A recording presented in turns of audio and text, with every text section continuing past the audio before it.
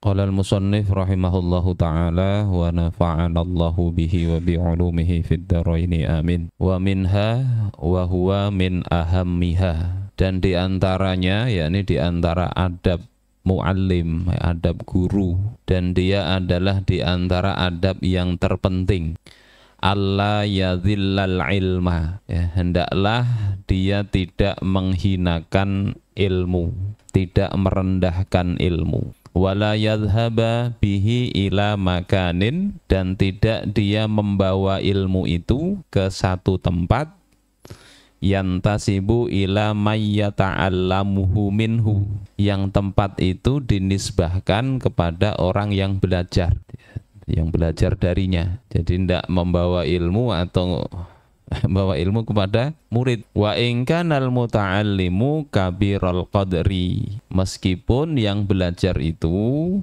ya kedudukannya ya lebih besar, yang belajar lebih berkuasa, ya, jadi tidak membawa ilmu ke misalnya ke istana, ke kantor-kantor penguasa untuk ngajari di situ. Bal yasunul ilma an dzalika kama sonahus salaf, ya. Akan tetapi dia menjaga ilmu dari yang demikian itu sebagaimana para ulama terdahulu menjaga ilmu. Seolah-olah ilmu kan barang recehan, ya, ditawarkan ke sana kemari kayak sales saja. Nah, ini diantara adab ulama bahari. Kadang mau mereka membawa ilmu kepada orang-orang yang tadi orang berkuasa atau orang pejabat dan sebagainya. Wa akhbaruhum fi hadza katsirun masyhuratun ma'al khulafa'i wa ghairihim. Dan berita-berita atau kisah-kisah mereka ya para ulama itu tentang hal ini, yakni menjaga ilmu ini, sangat banyak dan terkenal ya, bersama para khulafa, ya, para khalifah, ya, kepala negara dan selain mereka. Jadi cerita-ceritanya banyak, bisa kalian cari nanti. Ya. Di antaranya misalnya di dalam kitab Ar-Raudul Fa'iq, ya, di situ tidak ada, ini saya bacakan. Ya. Kisah tentang Harun Ar-Rasyid. Harun Ar-Rasyid ini khalifah yang adil, khalifah yang soleh. Ya. Terkenal beliau ini seorang mujahid, seorang haji. Atau anu kah? Okay. Jadi terkenal beliau ini 1 tahun berhaji, ya, 1 tahun tidak haji tapi beliau berjihad. Ini Harun Ar-Rasyid. Ya, biasanya kalau di Indonesia sering diceritakan dengan siapa? Abu Nuwas atau Abu Nawas. Itu entah ceritanya benar apa enggak ya. Banyak cerita-cerita lucu tapi dengan Khalifah Harun Ar-Rasyid. Harun Ar-Rasyid itu betul ada. Nah, beliau ini suatu ketika sampai ke Madinah dan sampai berita kepada Harun Ar-Rasyid bahwasanya Imam Malik bin Anas itu memiliki kitab Al-Muwatta, ya, yang Imam Malik ini membacakannya atau mengajarkannya kepada manusia. Maka kemudian Harun Ar-Rasyid mengirim surat, ya, mengirim pesan kepada Imam Malik, ya, sampaikan salamku kepadanya dan minta, ya, Imam Malik ini untuk membawa kitabnya kepadaku dan membacakannya kepadaku. Jadi khalifah, ya, kepala negara yang besar luar biasa itu mengundang Imam Malik untuk membawakan kitab Al-Muwatta karena mau ngaji. Maka kemudian Al-Barmaki yang disuruh oleh Harun Ar-Rasyid itu menyampaikan pesan kepada Imam Malik, menyampaikan salamnya khalifah, ya. Kemudian Imam Malik mengatakan, ya, sampaikan salamku kepadanya lagi, ya. Dan katakan wa qullahu innal ilma yuzaru wala yazuru. Sampaikan kepada Khalifah Harun Ar-Rasyid sesungguhnya ilmu itu dikunjungi bukan mengunjungi. Wa innal ilma yu'ta wala ya'ti. Sesungguhnya ilmu itu didatangi bukan mendatangi. Jadi beliau tidak mau ngajar itu kepada Harun Ar-Rasyid dengan cara beliau, ya, datang ke istananya Harun Ar-Rasyid. Ini adabnya muallim itu begitu. Sehingga orang yang berkuasa itu mestinya juga tahu adab, tidak usah dilakukan itu, ya, ngundang, ya, ngasih amplop dan sebagainya.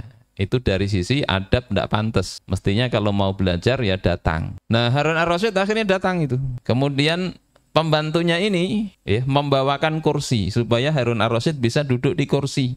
sebagaimana Imam Malik. Nah, kemudian Imam Malik mengatakan, sesungguhnya Imam Nafi mengabarkan kepadaku dari gurunya, yakni Abdullah bin Umar, yakni sahabat Nabi, ya, bahwasanya beliau ketika diberi kursi oleh muridnya, beliau langsung menyingkirkannya hingga duduk sejajar dengan murid-murid yang lain. Jadi ini kata Imam Malik, dulu guruku itu guru dari gurunya ketika belajar itu dibawakan kursi, tapi tidak mau. Itu nyindir siapa? Harun ar-Rasyid yang mau duduk di kursi sejajar dengan Imam Malik. Akhirnya Harun ar-Rasyid duduk sejajar dengan kaum muslimin yang lain.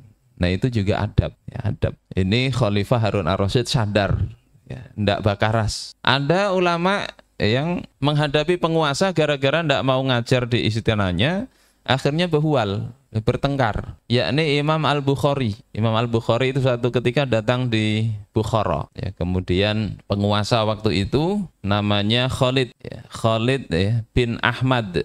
Karena Imam Bukhari ini terkenal kan, akhirnya dia sampaikan kepada Imam Bukhari agar datang membawa kitab Sahih Bukhari dan Tarikh Al-Bukhari, ya. Ada dua kitab itu untuk diajarkan kepadanya dan anak-anaknya. Ini bisa nanti dibaca di kitab Syiaru A'lamin Nubala. Jadi diundang oleh sultan, penguasa daerah di Bukhara sana. Kemudian apa jawab Imam Al-Bukhari kepada yang utusannya tadi? Ana la udhillul ilma, aku ndak mau merendahkan ilmu. Wala ahmiluhu ila abwabin nas, aku ndak mau membawa ilmu ini ke pintunya orang-orang. Dalam artian ndak mau ngajar itu seperti itu yang mendatangi tadi. Fa in kanat laka ila syai'im minhu hajah, kalau engkau itu perlu sesuatu, fahdhur fi masjidi au fi dari, maka hendaklah engkau hadir saja, engkau datanglah ke masjidku atau ke rumahku ini. Ini kata Imam Al-Bukhari, ya, ketika, ya, penguasa daerah itu, ya, sultan itu memintanya untuk hadir.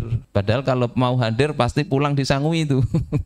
Ya, pasti dekat dengan kekuasaan. Kalau sekarang kira-kira jangankan diundang, ya, nggak diundang aja bisa minta supaya diundang. Kan begitu. Ya. Ini proposal nih. Untuk pondok, untuk ini alasan, ya. Supaya apa? Dekat dengan penguasa. Imam Bukhari tidak begitu, adabnya tidak begitu. Hingga akhirnya ini beliau justru, ya, dapat fitnah dari situ. Beliau diusir dari Bukhara itu. Ini penguasanya tidak seperti Harun ar-Rasyid yang ketika Imam Malik mengatakan begitu, Harun ar-Rasyid, ya, tetap tawadhu, ya, sebagai khalifah padahal beliau ini, ya. Nah ini adab yang kata Imam An-Nawawi penting. Jangan dihinakan ilmu itu, ya. Ini satu hal, ya. Nanti kalau kalian jadi ulama, ya, ini diperhatikan. Meskipun ya dalam zaman sekarang ini, ya, ada kaul yang lain. Kalau ndak begitu, ya jangan kemudian ini ulama ndak benar, ya. Ada kaulnya misalnya penulis Ratib Haddad. Siapa itu? Habib Abdullah Al-Haddad, ya. Beliau mengatakan di dalam kitab Tathbitul Fuad, ya, wa yambaghi fi hadzal zaman, dan hendaklah di zaman ini, selayaknya di zaman ini. Karena kalau mengikuti ulama bahari bisa jadi kadada yang mau ngaji datang tuh kadada. Zaman kita masih kecil itu kita mendatangi guru. Biasa kita belajar nahwu sorof, ya, belajar jurumiyah, belajar kitab awamil, itu kita datang. Tapi sekarang mungkin agak berat orang itu, ya, untuk datang beristilah. Maka kata Al-Habib Abdullah Al-Haddad ini, beliau katakan semestinya di zaman ini annal matluba huwa alladhi yaduru lit-talib walau khalafa ma'alaihi salaf. Yang dituntut itu hendaknya, ya, guru itu bisa, ya, mencari murid, ya. Zaman sekarang guru cari murid tidak apa-apa, bukan murid yang meminta gurunya, tidak. Meskipun ini menyelisihi orang-orang, ya, orang-orang bahari. Liyahsulalahu tazakkuru, agar apa? Ya, agar mereka itu, ya, mendapatkan tazakkur, pelajaran. Li'annahu laulal mudzakarah nasiyah, karena kalau tidak ada mudzakarah, ya, tidak ada ngajar, ya dia akan lupa ilmunya itu. Coba aja itu, jangankan sekedar hafalan, ya, sesuatu yang biasa tapi lama tidak dilakukan bisa lupa. Naik ini apa? Motor. Biasa pakai yang pakai kopling. Pakai kopling, pakai itu pindah gigi. Terus berubah pakai matic ini. Pakai matic. Berubah begitu aja masih kadang ingin ngopling padahal itu rem kan di depan itu. Nah, hendak micik sini sambil kaki menjajak padahal matic. Ya, kadang spontan begitu. Nanti setelah lama pakai matic bisa jadi pakai kopling nggak bisa lagi. Ilmu kadang begitu juga kalau nggak diajarkan lupa. Maka di sini mestinya itu ya kalau nggak ada yang mau belajar cari murid. Untuk apa? Supaya dia bisa ngajar. Wali ajlis sawab dan dalam rangka mendapatkan pahala ngajar.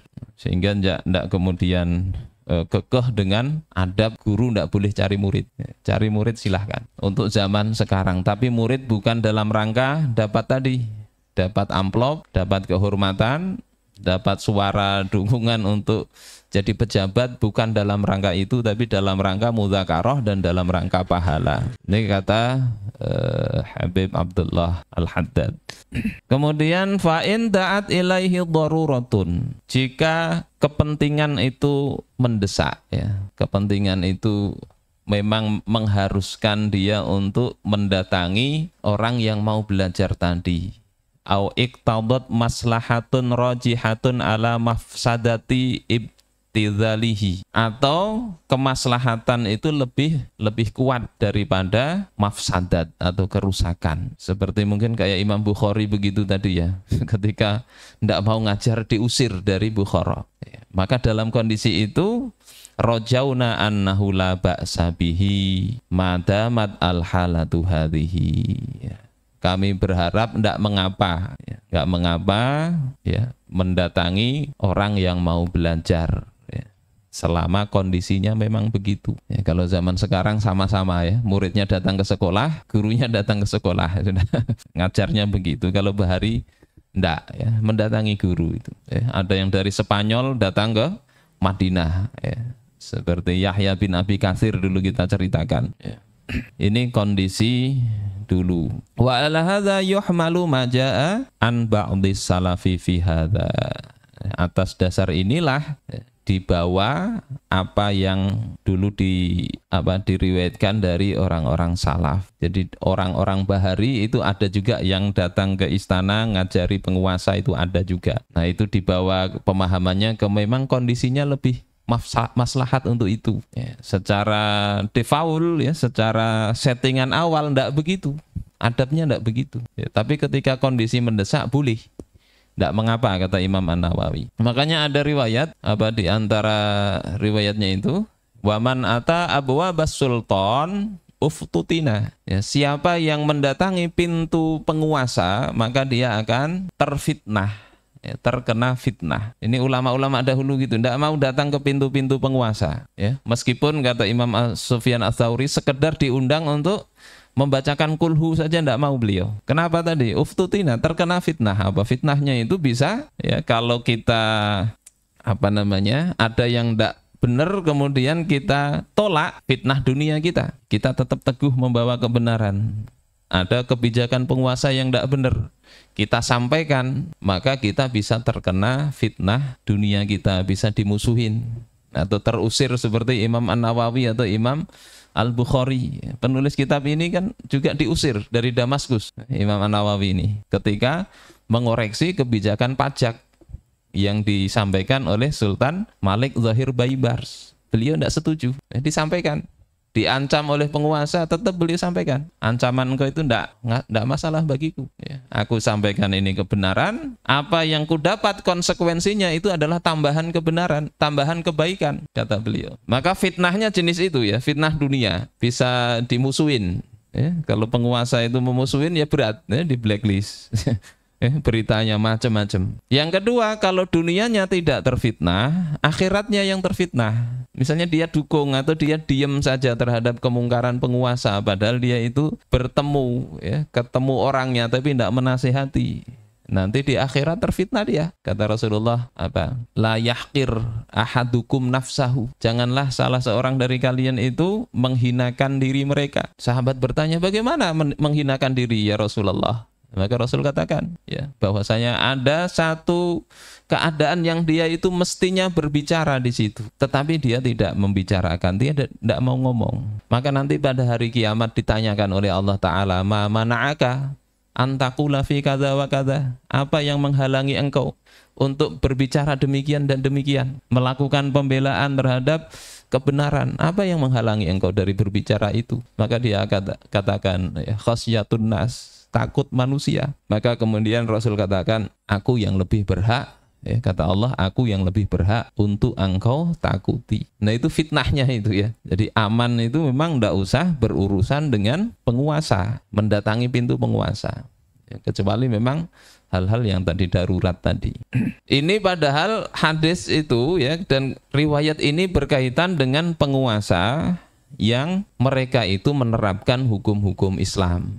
Ya, tadi yang dihadapi kayak Khalifah Harun ar-Rasyid, Sultan tadi, siapa tadi, Ahmad, Khalid bin Ahmad tadi, itu menerapkan Islam, orang baik. Tapi para ulama lebih menjaga tadi, dalam rangka apa? Tidak menghinakan ilmu. Ya, sehingga penguasalah yang datang kepada para ulama dalam rangka menuntut ilmu atau mencari fatwa, dan ulama betul-betul diposisikan lebih tinggi dari penguasa. Kalau sekarang bisa jadi penguasa datang ke ulama, iya datang ke ulama, kemudian apa yang dilakukan bukan mencari ilmu tapi mencari ini nih jamaahnya ya, kampanye kampanye yang dilakukan, yang datangnya paling ya parak-parak coblosan.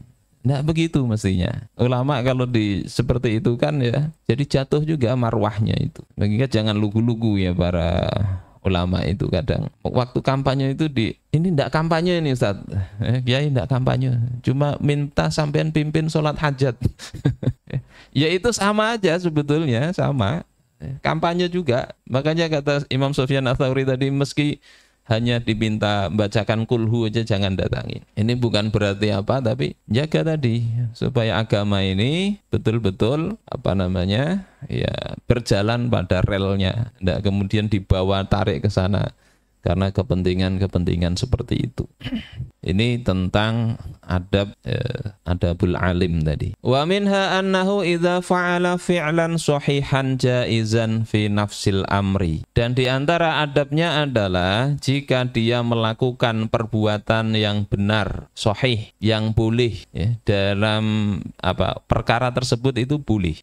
Walakinna zahirahu annahu haramun au makruhun au mukhillun bil muru'ah wa nahwu dzalik. Akan tetapi zahirnya ya, perbuatan ini sebenarnya tidak apa-apa, tapi zahirnya, penampakannya bahwasanya dia itu haram atau makruh atau mencederai muru'ah. Muru'ah itu sikap keperwiraan. Nanti bisa dilihat ya, para ahli fikih itu beda-beda pendapat ya. Yang pernah kita bahas di dalam kitab Takrirat ya, muru'ah itu. Misalnya orang biasa pakai kopiah, tidak pakai kopiah itu cedera muruahnya, sebagian begitu. Tapi itu beda tempat, bisa beda. Ya, kita kalau di sini khutbah Jumat, tidak pakai tapih, ya, tapi pakai celana panjang itu kayaknya tidak pantas.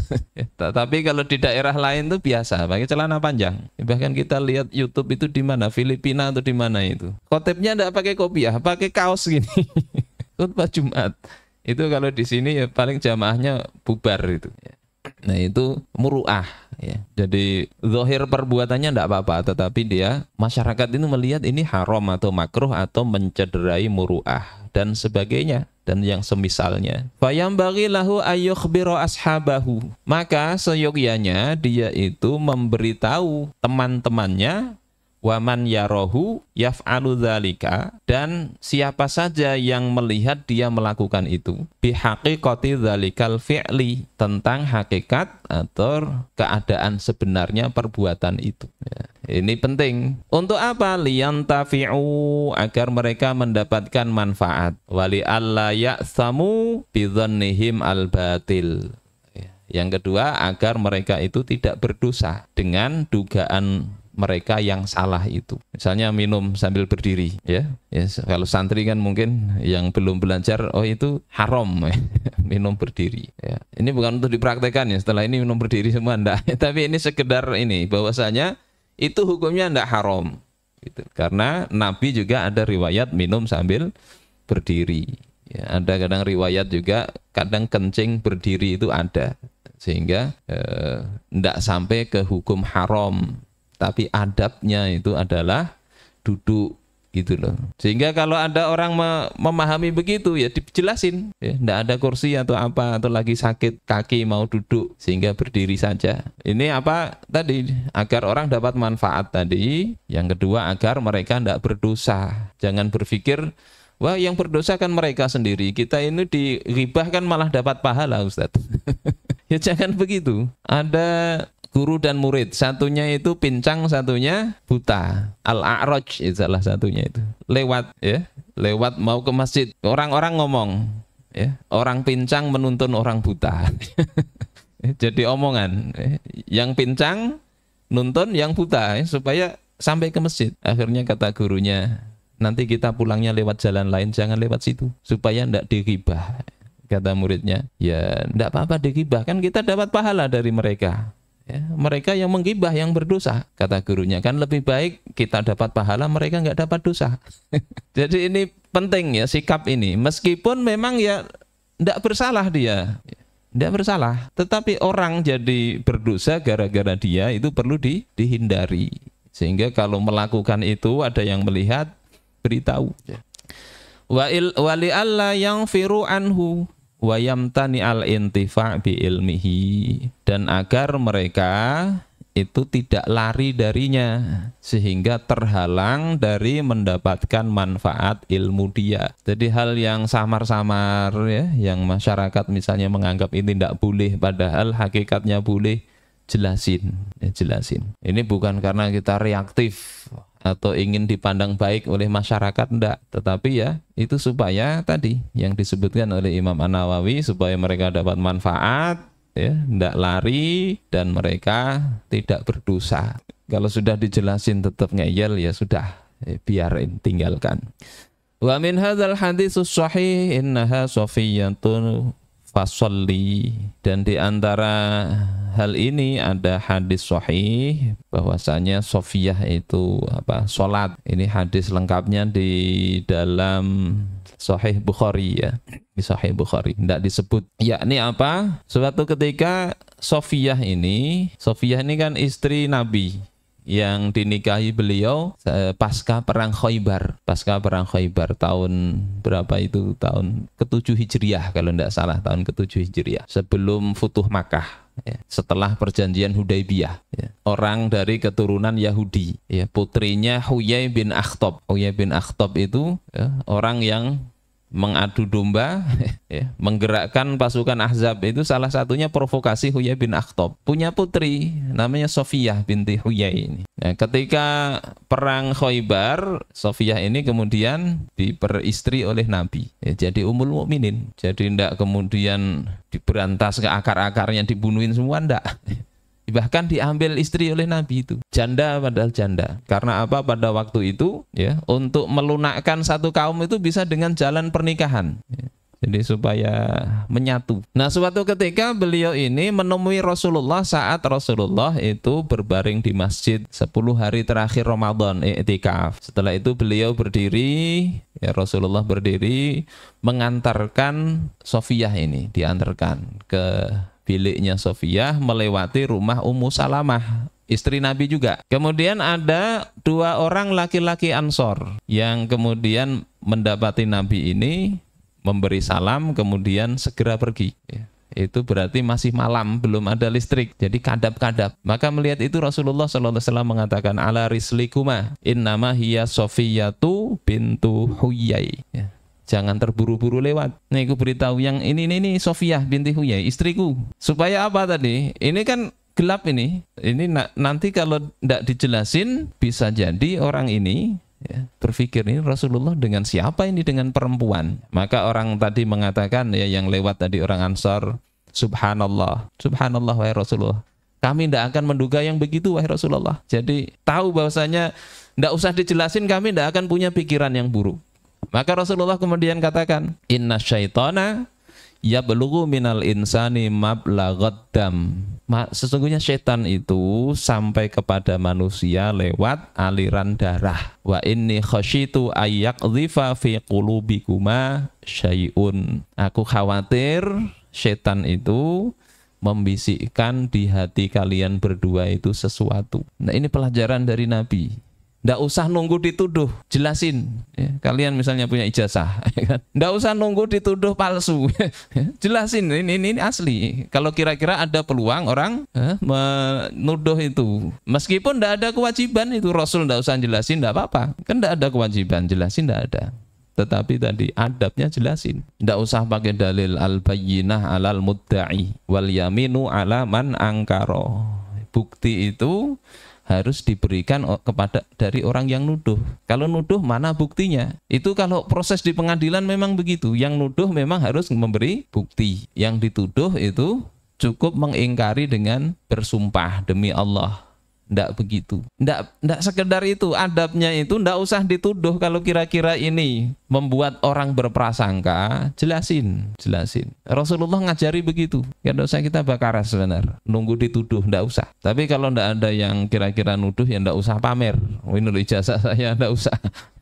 Saya ini lulusan ini, tampilkan semua, nggak perlu. Ini penting saya rasa. Untuk apa? Ya menjaga supaya masyarakat itu tidak kisruh. Sehingga serg itu kadang perkara yang sederhana yang mestinya bisa diselesaikan sejak awal. Tidak perlu ada ribut-ribut. Wa min adabihi adabuhu fi darsihi washtighalihi. Di antara adab muallim itu adalah adab dalam belajarnya dan keseriusan belajar itu, kesibukannya itu loh. Kita ini sibuk apa sih sebetulnya? Ini kadang kita perlu banyak istighfar. Sibuk kita kadang bukan sesuatu yang bermanfaat. Ya, istighfar. Muallim, guru, termasuk mestinya santri sama. Santri sibuknya kurang lebih sama belajar, walaupun levelnya berbeda. Fayam bagi alla yazala mujtahidan fistighali bil ilmi. Maka hendaklah ia senantiasa, ya, la yazalu tadi malam sudah saya bilang. La yazalu ini saudaranya kana wa akhwatuha, salah satunya la yazalu. Hendaknya dia senantiasa bersungguh-sungguh di dalam menuntut ilmu, ya. Qiraatan dengan cara membaca, wa iqra'an membacakan atau mengajarkan, wa mutola'atan memutola'ah, ya, ngaji, belajar, baca sendiri, wa ta'liqan memberi ta'liq, memberi komentar. Jadi kitab itu loh, kitab ditulisin, kasih penjelasan itu apa namanya, sabat, ya. Kan ada sanad, ada sabatnya. Sanad itu ketika belajarnya ada sanadnya. Sabat itu ya tadi untuk meneguhkan apa yang didengar itu biasanya ada tulisannya, entah itu dobitannya, entah itu apalah. Nah itu hendaknya jadi kesibukan kita. Baca kitab misalnya, kayak saya baca ini mutola'ah, oh ini rasanya ada cerita di kitab yang lain. Nah bisa kita tulis, nanti kan ada cerita-cerita tidak ada di kitab ini. Saya ambil dari beberapa kitab yang lain. Nah kalian mesti begitu juga membaca kitab, membaca apa, lihati punya informasi apa, tulis. Di catatan kaki kah, di pinggirannya kah. Nah kesibukan ulama mestinya begitu. Sehingga ketika dia membaca kitab itu pertama dengan kedua berbeda. Karena apa? Dia bisa memberi ta'liq, catatan, keterangan dan sebagainya. Kalau zaman sekarang lebih mudah ya. Ada kitab itu bisa banyak dibuka pada satu waktu di satu layar komputer. Sehingga kita nih mengasih ta'liq, tinggal kita ambilkan dari sini kopi, letakkan di sini kitab ini. Ini kopi lagi di kitab lain, letakkan di kitab yang kita baca tadi. Jadi seperti itu zaman sekarang. Cuma memang dari sisi kemudahan lebih mudah, dari sisi gangguan lebih banyak gangguannya.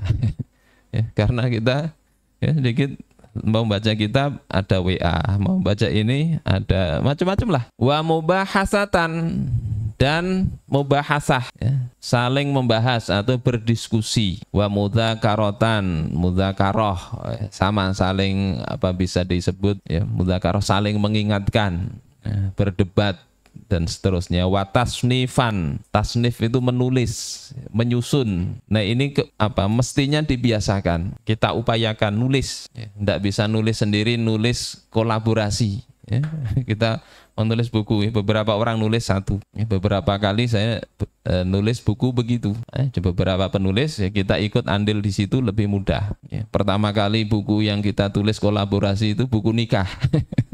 Ya, itu harus kolaborasi kalau itu, tidak bisa sendirian. Kemudian ada buku, nulis buku mulok dulu, muatan lokal tentang pendidikan Al-Quran dan seterusnya. Yang penting tadi, tidak harus diterbitkan, tidak harus. Ya, pokoknya tulislah, nanti jadi buku kalian sendiri. Ya, banyak para ulama itu dulu kitabnya tidak diterbitkan. Ya, baru pada generasi berikutnya, oh dapat ini tulisan gurunya, ya, diterbitkan. Yang penting ada tulisannya tadi, ada belajarnya itu. Wala yastangkifu minat ta'allumi mimman huwa dunahu.